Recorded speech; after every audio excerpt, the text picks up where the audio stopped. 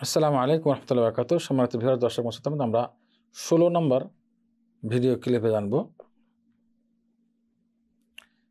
আয়েশা বিনতে আবু বকর রাদিয়াল্লাহু তাআলা আনহুমা সম্পর্কে। তাকেও জান্নাতের সুসংবাদ দুনিয়ায় দেওয়া হয়েছে। উম্মুল মুমিনিন আয়েশা রাদিয়াল্লাহু তাআলা আনহা থেকেই বর্ণিত, একদিন জিবরিল আমিন এসে তার আসল আকৃতিতে এসেছেন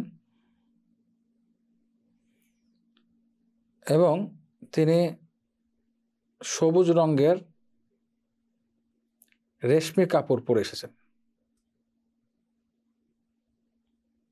জিবরিল আমিন এসেছেন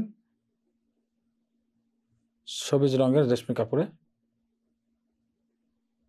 মহানবী সাল্লাল্লাহু আলাইহি ওয়াসাল্লামকে এসেছেন, তিনি বললেন যে হাযিহি যাওজাতুকি ফিদ দুনিয়া ওয়াল আখিরাহ,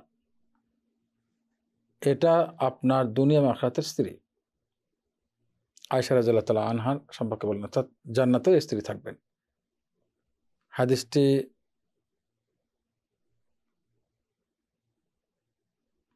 তিরমিজির বর্ণনা এবং শেখ আলবানী হাদিসটাকে সহিহ বলেছেন সিলসিলা সহিহের মধ্যে।